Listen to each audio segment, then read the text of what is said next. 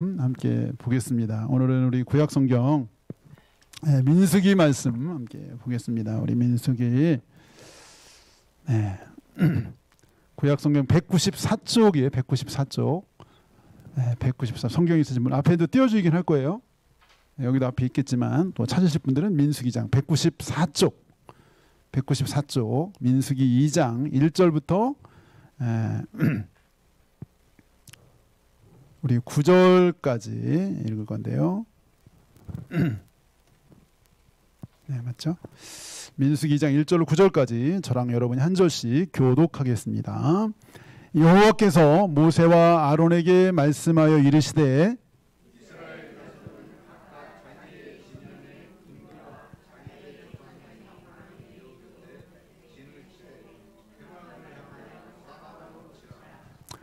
동방 해돋는 쪽에 진칠 자는 그 진영별로 유다의 진영의 군기에 속한 자라.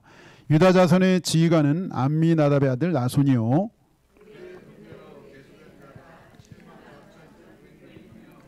그 곁에 진칠 자는 이사갈 지파라. 이사갈 자손의 지휘관은 수아리 아들 느다넬이요.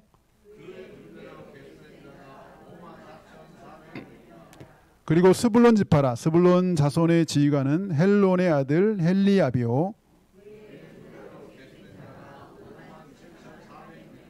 다같이 유다 진영에 속한 군대로 계수된 군인의 총계는 18만 6,400명이라. 그들은 제1대로 행진할지니라. 네, 좀 어려운 본문을 읽으셨네요. 네, 어려운. 네, 오늘은 하나님의 군대 이런 제목으로 함께 은혜를 나누고자 합니다. 하나님의 군대 좀 어색하긴 하지만 사실 지금 읽었던 이 성경의 이 성경 이름이 뭐죠? 성경 이름?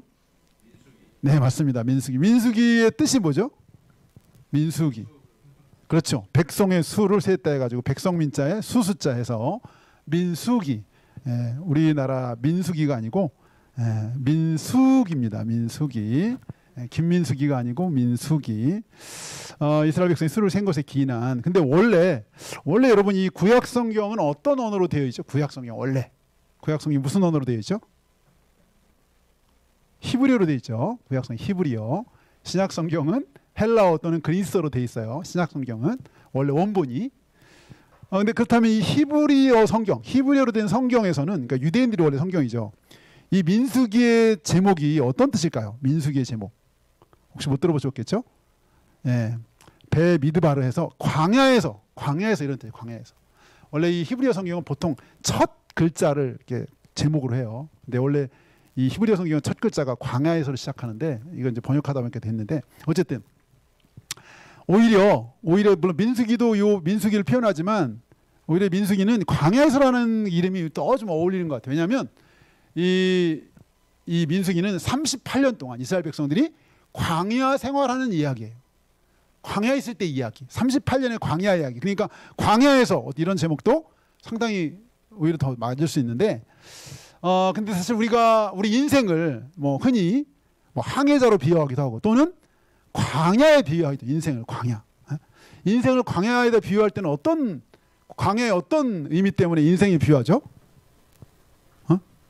그렇죠. 아무것도 없고 막막하고 네. 먹고 사는 것이 막막하고 아무것도 없죠. 제가 AI한테 물어봤어요. 왜 광야 같은 인생이냐 이렇게 물어봤더니 이렇게 대답했어요. 삶의 현실이 외롭고 험하며 목적의식과 방향성을 잃기 쉬운 상태를 비유적으로 표현한 말입니다.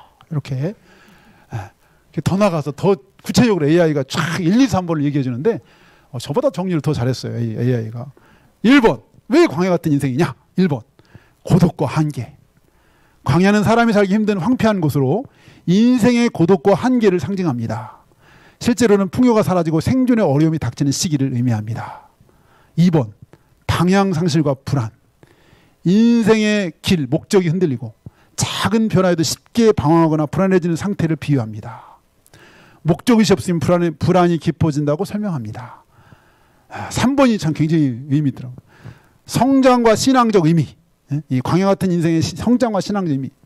광야는 단순한 고난이 아니라 신앙적으로는 자신의 연약함과 한계를 깨닫고 하나님의 은혜와 구원을 경험하는 장소로 여겨집니다. 이곳에서 성숙한 열매를 맺는다는 해석도 있습니다. 결론! AI의 결론. 결국 광야 같은 인생은 누구나 겪는 보편적 경험이자 내면의 성찰과 신앙적 성장의 기회로 해석됩니다. 맞습니까? 너무 정리를 잘한 거예요. 제가 감동받아가지고.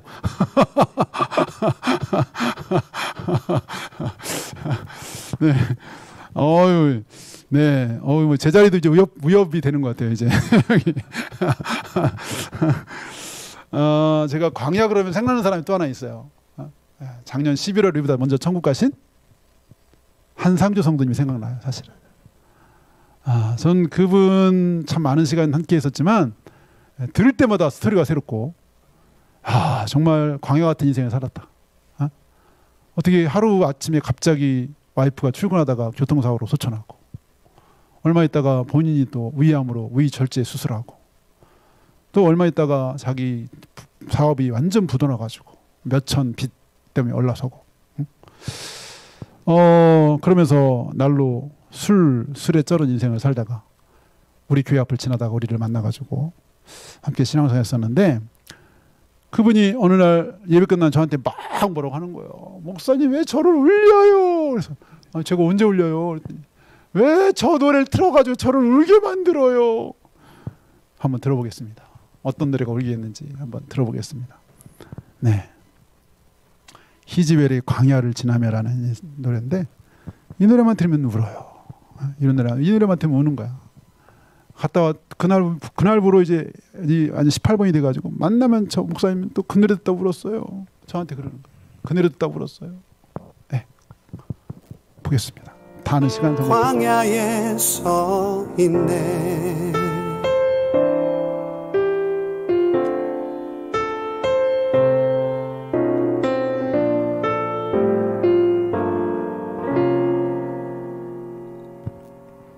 왜 나를 깊은 어둠 속에 홀로 두시는지, 어두운 밤은 왜 그리 길었는지, 나를 고독하게, 나를 낮아지게, 세상 어디도 기댈 곳이 없게 하셨네.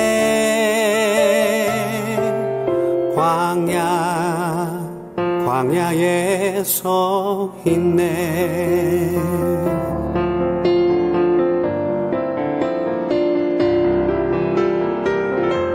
주님만 내 도움이 되시고, 주님만 내 빛이 되시는, 주님만 내 친구 되시는 광야.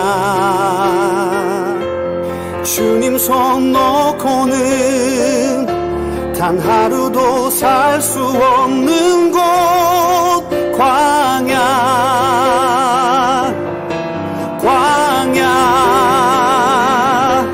주께서 나를 사용하시려, 나를 더 정결케 하시려, 나를 택하여 보내신 그곳 광야. 성령이 내 영을 다시 태어나게 하는 곳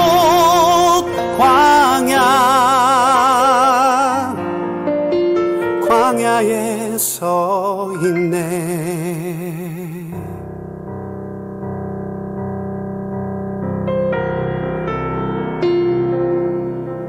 내 자가 산산이 깨지고 높아지려 했던 내 꿈도 주님 앞에 내어놓고,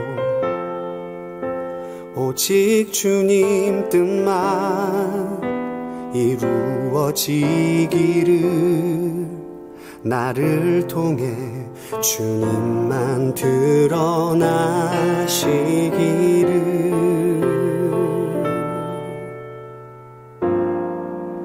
광야를 지나며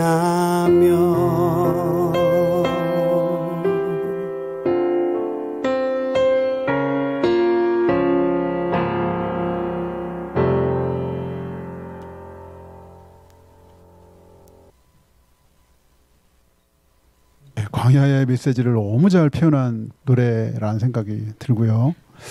어쨌든 우리가 광야 같은 인생을 살아갈 때 주님 손 꼭 잡고 승리하시기를 축복합니다. 우리 삶이 그냥 평탄한 길만 있으면 너무 좋을 텐데 하나님은 이스라엘 백성들에게 이 광야 같은 삶을 38년 아니 40년을 이 광야 같은 삶을 허락하셨어요. 40년이면 우리 전하리 선생님이 지금 34, 5살 같은데 아직 태어날 때부터 지금까지보다 더 긴 시간, 일제 강점기 30년보다 더 긴 시간을 태어날 때부터 만약에 사막에서 그냥 늘 사막, 늘 보이는 게 그냥 모래 사막이고,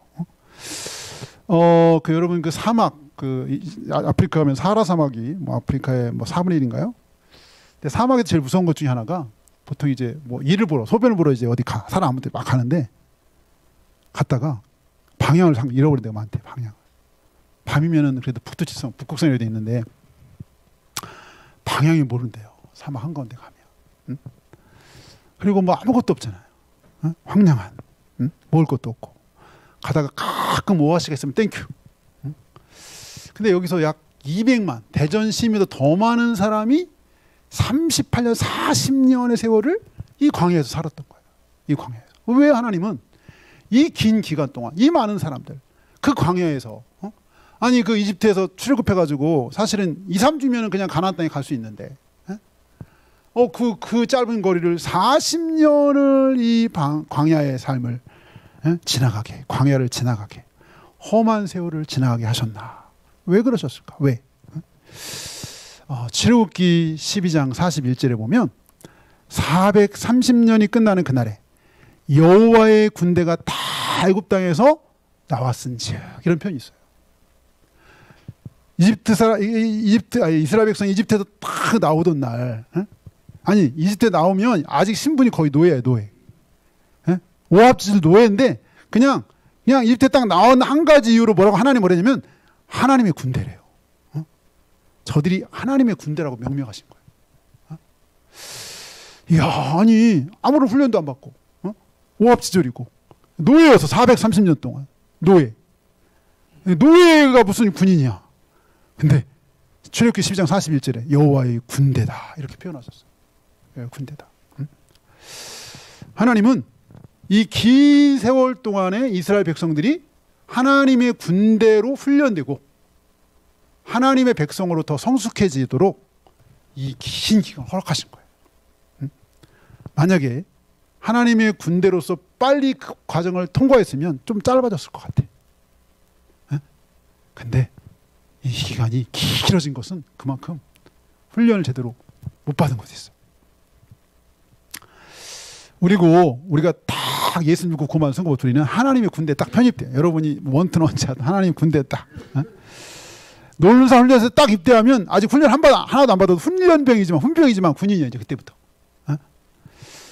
우리도 알지만 옛날에 요즘 뭐 코로나 때는 이제 입소식도 없었는데요. 우리 막내 같은 경우는. 근데 보통 가면 입소식 쫙 하고 이제 마지막 이제 부모님들랑 인사하세요. 그러면 막 이제 마치 애인이 있으면 막 눈물을 흘리고 막 엄마는 막 눈물 여기 글썽글썽 빨간 얼굴 막 그러고서 이제 막 빠이빠이 하고서 이제 딱 가족들이 안 보이는 순간에 이제 그때부터 쪼그려 뛰기. 선착순. 그러면서 하는 말이 이제부터 네가 싸제물을 싹 빼고 이제는 네가 군인이라는 것을 한시도 망각하지 말고 이 거룩한 세금으로 부여된 군복, 성스러운 군복을 입고 네, 이제 군인이 되는 거예요. 군인으로 살아라는 거예요. 군인 하면 제일 먼저 특징이 뭐냐? 내 자유가 없어져. 내 마음대로 살 수가 없어. 내 마음대로 가면 타령, 영창, 훈련받기 싫어 짱 박혀서 어디 막 몰래 찾다 없으면 이제 신고 이거 달라지는 거예요. 신분. 하나님이 하나님의 군사로. 그래서 오늘 여기 본문에도 보면 여기 지금 우리 4절이죠. 네, 우리 4절 볼까요? 4절 시작. 그의 군대로 계승 자가 74,600명이며 우리 6절도 봐요. 시작. 그의 군대로 계승 자가 54,400명이고 8절도 시작. 그의 군대로 계승 자가 57,400명이고 9절 시작. 유다 진영에 속한 군대로 계수된 군인의 총계는 18만 6,400명이라 그들은 제1대로 행진할지니라. 예, 그의 군대로 그의 군대로 그의 군대로 뭐예요? 군인. 하나님 군인을 너무 좋아하는 것 같아요. 한 번만 하면 됐지. 이거 12번에 12번. 예? 그의 군대로 그의 군대로. 군대란 말을 너무 좋아하시는 것 같아요. 하나님이. 딱 나오자마자 하나님의 군대라고 명명하더니 예, 여기 그의 군대로. 사실은 앞에 1장에도 마찬가지인데 여러분 사실 정확하게 민수는 그냥 백성을 센 게 아니에요. 누굴 셌을까요? 군인을 센 거예요. 군인을 정확히 말하면 군인을. 예? 군인을 셌어. 군인을 또 다르게 설명을 했는데 1장에 보면 군인을 뭐라고 했을까요? 군인을 뭐라고 설명했을까요? 1장에? 예? 싸움에 나갈 만한 사람. 예? 근데 싸움에 나갈 만한 사람 한 번 하면 되잖아요. 예? 근데 12번을 12번. 하나님 싸움 좋아하시나? 그래서 싸움에 나갈 만한 사람, 싸움에 나갈 만한 사람 계속 반복해. 싸움에 나갈 만한 사람. 어? 이야, 거기 한번 몇 장인가요? 45절 한번 볼까요? 45절 대표적으로 하나만 볼까요? 45절 1장 45절 혹시 성경 있으면 1장 45절 시작. 이같이 이스라엘 자손이 그 조상의 가문에 따라 20세 이상으로 싸움에 나갈 만한 이스라엘 자손을 다 계수하였으니. 여러분 싸움에 나갈 만한 사람의 말을요 12번을 12번. 아니 그냥 한 번만 하면 되잖아요. 싸움에 나갈 만한 사람 그리고 이하 다른 지파 몇 명 이렇게 하면 되는데 싸움에 나갈 만한 사람 싸움에 12번을 한다니까. 12번. 지겹게 12번을 해. 에? 야 이건 뭐죠? 정체성이에요. 정체성. 군인이라는 거예요. 너 싸움에 나갈 사람이고 너는 군인이야. 여기 오늘 2장에서도 그의 군대 그의 군대 12번을 해. 그의 군대 그의 군대. 물론 각 지파의 군대란 말이지만 넓게는 하나님의 군대죠. 하나님의 군대. 여호와의 군대라고 하나님 명명하셨으니까 출애굽기 12장 41절에 여호와의 군대다. 여호와의 군대 여호와의 군대 여호와의 군대. 근데 하나님의 군대는 그러면 하나님의 군대는 누가 뽑는 거예요? 하나님 뽑는 거잖아. 하나님. 그러면 하나님께 뽑히면 불행이에요? 영광이에요? 영광이죠. 영광. 하나님의 군대. 하나님께 뽑히면 영광이에요. 영광. 네. 이렇게 어쨌든 하나님이 이 하나님의 군대를 붙였는데 사실은 군인으로서 사실 제일 중요한 게 사실 신분이에요. 신분. 네, 신분. 그래서 이거 반복하는 것 같아요. 그의 군대는 싸움에 나갈 만한 자는 그 싸움에 나갈 만한 자를 다 셌어. 그랬더니 대략 몇 명이라고요? 60. 싸움에 나갈 다 세보니까 60만이야. 우리나라도 예전에 60만 군이라는데 지금 많이 줄었을 거예요. 60만 군이라고 했었는데 지금 많이 줄었어. 응? 네. 40만 될라 모르겠네. 어쨌든 싸움에 나가는 사람, 싸움에 나가는 사람 여기는 몇 살부터? 20세. 우리나라는 지금 몇 살부터? 18세인가 19세인가요? 군대 갈 수 있는 나이가 19세인가? 어쨌든 20세. 이건 나라마다 약간 한 살 차이니까 거의 비슷하더라고요. 거의 다 18세, 19세, 20세 이 차이더라고요. 어쨌든 20세부터 싸움에 나갈 만한 사람 뽑는 거예요. 근데 아무나 뽑을 수가 없어. 왜냐면 아무나 뽑아가지고 중간에 사고가 많이 나요. 도저히 안 되면 중간에 훈련소도 돌려보내잖아요. 요즘도. 훈련소도 보내고 또 정신적으로 좀 어려우면 또 돌려보내고. 왜냐면 사고 날 수 있으니까. 군대 사고는 크니까. 자기만 사고 나는 게 다른 사람까지 또 큰 정말 피해가 되니까 굉장히 중요한데 어쨌든 이 신분이 굉장히 중요한 거예요. 신분이 중요한 거예요. 저기 양구 쪽에서 저 인제 원통 쪽에 그 군목을 하신 목사님이 이제 그러더라고요. 논산 훈련소도 있지만 옛날에 백이보충대, 백일보충대 가지고 춘천에 백이보충대가 있었고 의정부 백일보충대가 있었고 저기 저쪽 가면은 인제 양구 가면 거기 12사단 지금 아마 신병훈련소 을지부대라고 되어 있고 을지부대 지금은 거기는 한 이제 규모가 400명 정도 되는데 거기서 그 전에 이제 아마 군목을 하신 목사님인데 애들이 저기 인제 원통 쪽으로 아이들이 오면요 오자마자 사색이 돼요. 사색이. 완전 오지에 내가 지금 떨어졌구나. 애들이 얼굴이 사색이 된대요. 그래도 논산 훈련소는 양반이. 막 옛날에는 교통도 안 좋잖아요. 막 산 넘고도 산 넘고 막 계속 넘어가지고 인제 가면 언제 오나? 원통에서 못 살게 내라고 인제 원통 거기야. 거기서 그때 군목을 하셨는데 이제 애들이 이제 주일 되면 교회 안 다니는 애들 다 오는 거예요. 너무 힘들어가지고. 그래서 그때 18번이 뭐냐? 그때 이 군목님께서 예배 때마다 셌던 18번이냐면 오늘 우리가 했던 찬송이에요. 태산을 넘어 헌곡에 가도 다 산이야. 애들이 그 등치가 이만 애들이 그냥 막 눈물을 막 뚝뚝뚝 흐리는 거야. 태산을 넘어 헌곡에 가도 애들이 막 힘드니까 그냥 훈련소에 예배 오는 거야. 이 안 믿는 애들 따라 묻어서 오는 거 힘드니까 거기 잠깐 쉬러 가는 거지 이제. 그때는 이제 그때도 월급이 얼마 안 됐잖아. 그래가지고 그래도 애들이 막 그래도 교회 신앙하는 애들이니까 막 헌금하는데 100원짜리 동전 있잖아. 저 100이 보충되는 조금 그래도 이게 돈이 좀 지폐가 나오는데 이쪽은 어쨌든 이게 막 저쪽 산중에 막 올 때부터 막 사색이 됐는데 네, 장난이 아닌 거지. 근데 제가 요즘에 봤더니 걱정 말라고 막 댓글에 너무 좋아졌다고 다 비대고 침대고 주말에 다 핸드폰 다니고 먹는 거 너무 맛있고 일부러 원통 이제 여기 사단 훈련소 후기를 다 지금 뒤지고 왔어요. 검색해 봤더니 지금 너무 좋대. 제 신학교 학생 한 분 있었는데 그 아들이 군대 가는데 목사님 기도 좀 해주세요. 왜 군대 가는 아들 언제 가는데요? 1년 뒤에요. 1년 뒤부터 기도하더라고. 그래서 막 생각만 눈물이 난대 막 1년 뒤에 군대 가서 아들 생각 눈물이 난대 막. 아니, 군대가 그렇게 사람 잡는 데가 아닌데. 네.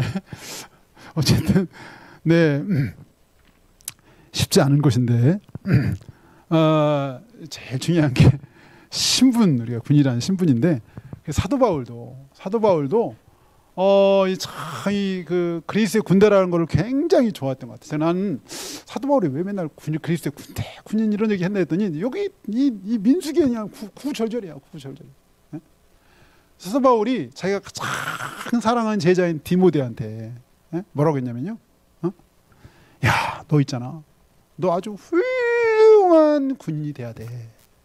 너 아주 훌륭한 군인이 돼야 돼. 좋은 병사가 돼야 돼. 디모데후서 2장에 3절에. 근데 사도 바울이 말하는 좋은 군사가 뭔지 아세요? 사도 바울이 말하는 좋은 군사는 뭐냐? 나와 함께 고난을 받으라. 그랬어요. 그냥 고생을 고생으로 여기지 않는 군인이 좋은 군인이래. 사도 바울이 말해요. 야, 아니 누가 고생하라고 누가 인사를 하겠어요 요즘도. 야, 고생 좀 해라. 아니 제가 지난번에 누가 인사하는데 보통 수고하세요 이러잖아요. 근데 고생 좀 하세요 이러는데 되게 이상하게 들리더라고요. 그게 수고하세요나 고생하 같은 말인데 고생 좀 하세요 그러는데 고생 좀 하라. 고생. 근데 바울은 대놓고 너 고생 좀 해. 그게 좋은 군인이야. 그렇게 얘기했어요. 네가 그래서 좋은 군사로 나와 함께 고난을 받으라. 자기는 감옥에 있잖아. 감옥에. 너 고난 받아야 군이 좋은 군사 이런 것 같아. 그러면서 그 다음 하는 말이 뭐냐면 야, 군인은 뭔지 아냐? 자기 생활에 얽매이는 사람이었고 군사로 복무하는 자는 자기 생활에 매이면 안 돼. 군인이 아니야. 그럼 나라를 지킬 수가 없어. 하다가 네 일 한다고 저기 가고 너 볼 일 있다고 저기 가고 나라를 지킬 수가 없어. 그건 좋은 군사가 아니야. 라고 바울이 얘기했어요. 네. 군인으로 딱 되면요. 그 뽑은 사람을 기쁘게 하는 게 군인의 본분이야. 라고 디모데후서 2장 4절에 얘기했죠. 4절에. 네. 군인의 제일 그 특징은 자기 마음대로 안 하는 거예요. 자기 마음대로. 근데 요즘은 야, 네 감정대로 살아라. 네 생각대로 살아라. 요즘 교육이잖아요. 아니 내 생각대로 살아다 갑자기 막 나의 마음을 현란하게 하는 막 여인이 나타났어. 거기에 뿅 가가지고 내 신분을 모른 채 막 그 사람하고 막 놀면 안 되잖아.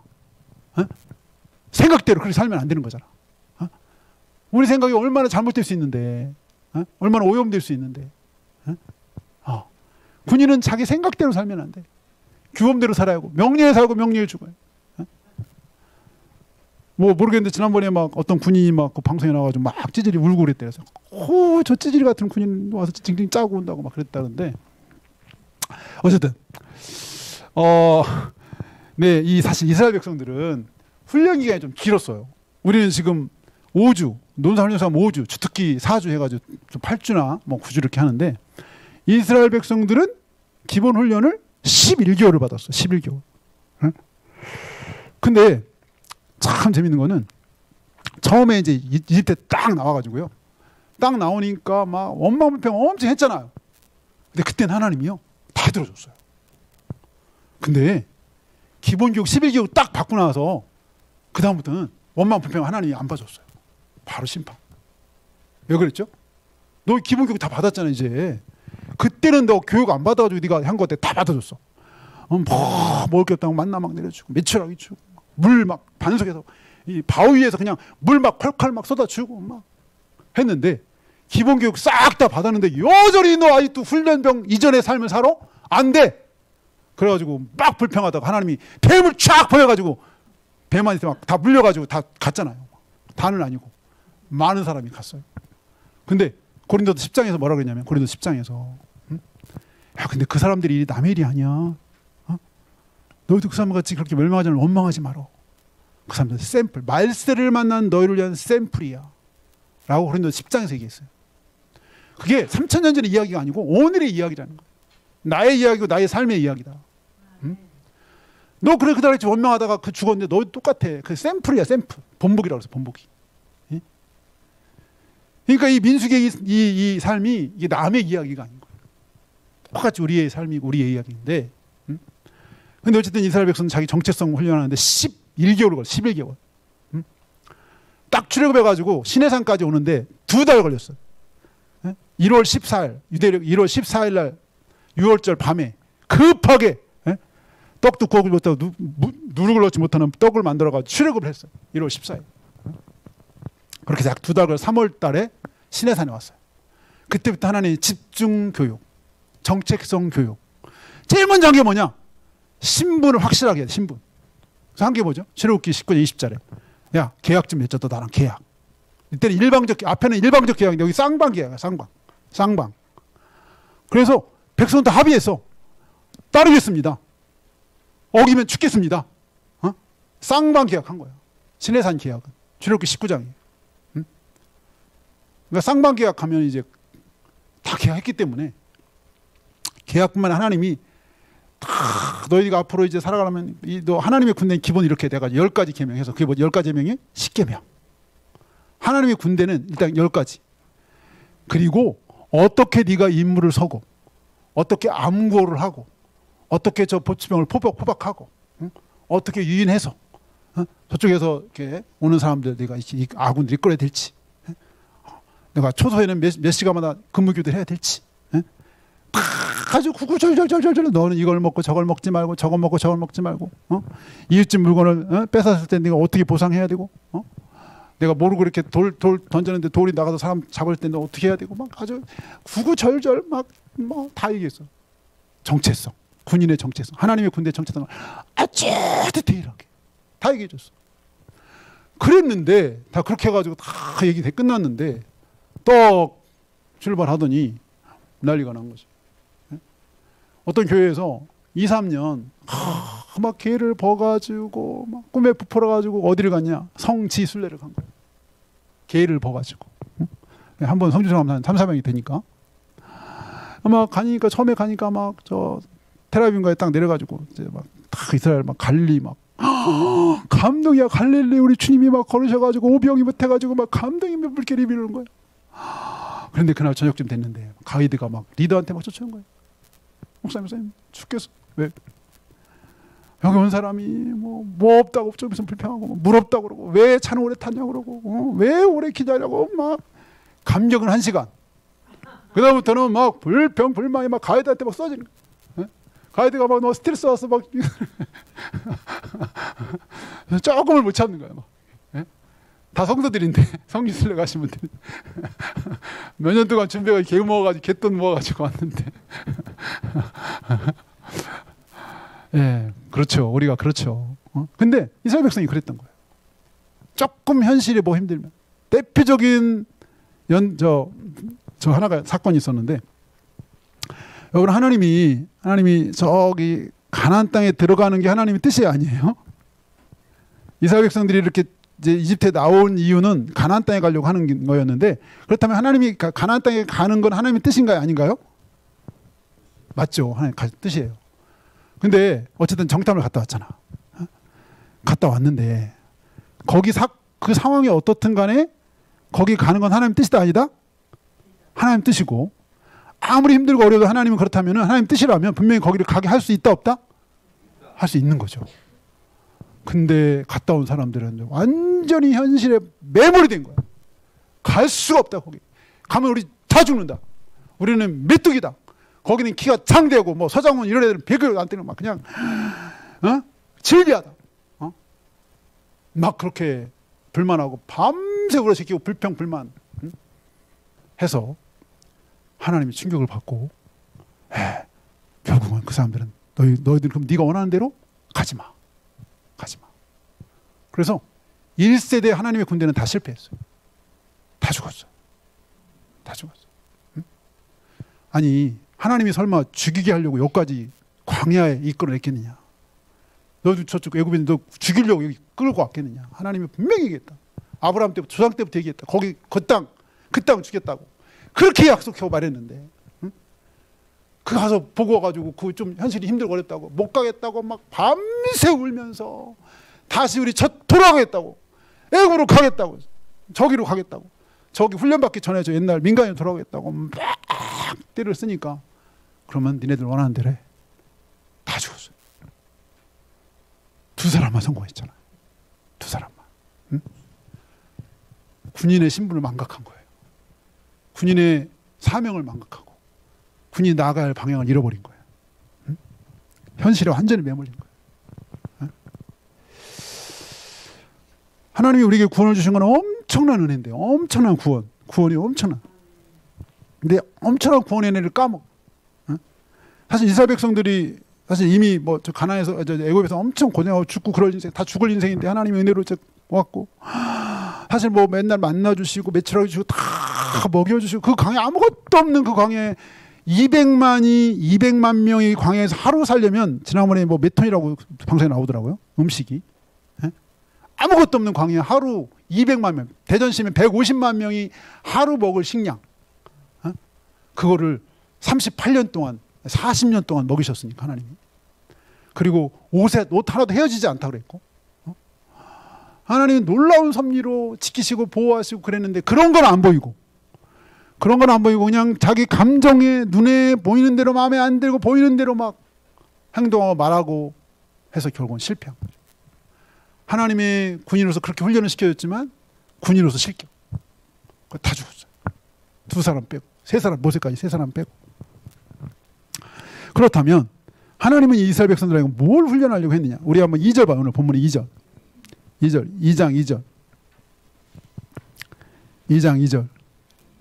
다 같이 시작. 이스라엘 자손은 각각 자기의 진영의 군기와 자기의 조상의 가문의 기후 곁에 진을 치되 회막문을 향하여 사방으로 치라. 예, 여기 보면 여기 하나님이 이게 이제 군인이니까 일사불란하게 조직을 쫙 다 했어. 그리고 조직을 하는데, 예, 하나님 기가 막히게 조직을 쫙 했는데, 만약에 이게 군대 진이 딱 머무를 때, 행진할 때 어떻게 해야 되는지.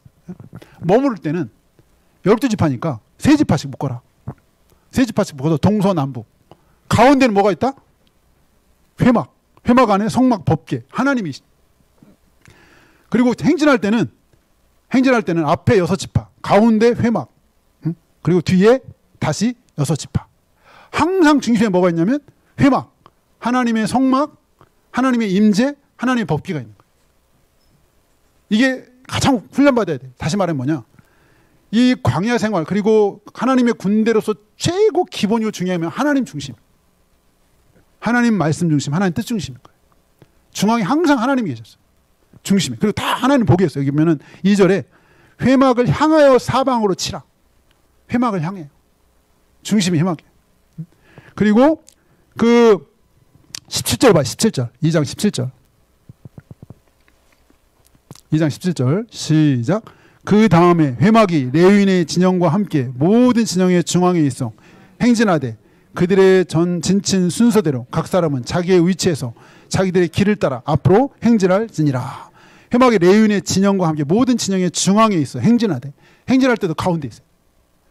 진을 칠 때도 가운데 있고 항상 하나님 중심, 삶의 모든 영역, 사나 죽으나 하나님 중심, 하나님 뜻 중심, 하나님의 영광 중심. 다시 말해 하나님 말씀대로, 하나님 말씀대로. 그런데 하나님의 군대로 사는 게 때로 힘들고 어려울 수 있어요. 근데 하나님이 군대로 잘 살면 은혜가 있어요. 은혜. 어떤 은혜가 있느냐? 우리 여기 한번 우리 오늘 본문 2장 4절, 2장 4절 보면 2장 4절. 본문 2장 4절. 2장 4절 시작. 그의 군대로 계신 자가 74,600명이며. 여기 지금 그의 군대들이 나오죠. 지파별로. 근데 가장 많은 수를 가진 지파가 어딜까요? 네, 맞아요. 유다. 그 다음에 요셉 지파인데요. 요셉은 둘로 나뉘죠. 둘로. 요셉 둘로 나뉘는데 그 둘로 나뉘는 게 뭐죠? 에브라임과 므낫세죠. 에브라임과 므낫세. 그래서 거기 18절 18절 시작. 서쪽에는 에브라임 군대의 진영의 군기가 있을 것이며 에브라임 자손의 지휘관은 암미우스의 아들 엘리세요. 19절 그의 군대로 계신 자가 45,000명이다. 그렇게 됐고 므낫세는 21절이면 32,200명. 합하면 72,700명이에요. 그러니까 거의 유다 지파나 요셉 지파가 거의 7만 대가 넘어서 제일 많아요. 다시 말하면 무슨 얘기를 하려고 하냐면 처음에 12지파가 다 시작했어요. 이렇게. 처음에 이집트에 70명이 갈 때 12지파가 이렇게 쭉 갔어요. 그때는 그 자손들이 별 차이가 없었어. 403년이 딱 지나고 나니까 굉장히 차이가 나는 거예요. 어떤 데는 4만, 3만, 4만, 5만 이렇게 됐는데 유다하고 요셉만 7만. 하나님의 군대, 이거 조금 소급해온 거지만 비유로 말하면 하나님의 군인으로서 잘 생활했던 유다. 물론 말년에 좀 잘했죠, 유다는. 그랬더니 그 자손이 이렇게 은혜를 입었어요. 그리고 요셉. 요셉 두 지파 나눴지만 합치면 거의 유다랑 비슷한.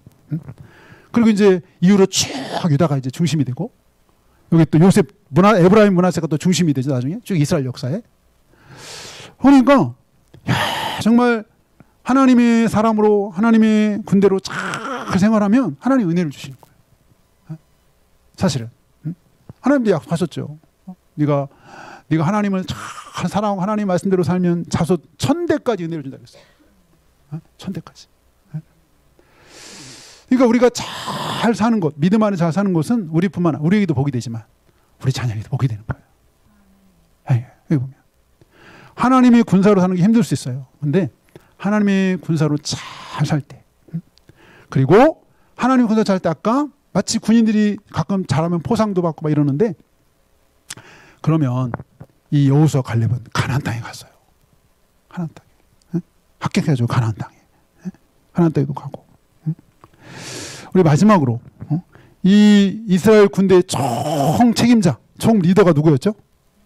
모세였죠, 모세. 우리 모세 얘기만 하나 보고 마무리합니다. 우리 히브리서 11장 보겠습니다. 히브리서 11장. 히브리서 11장. 26절. 히브리서 11장 26절.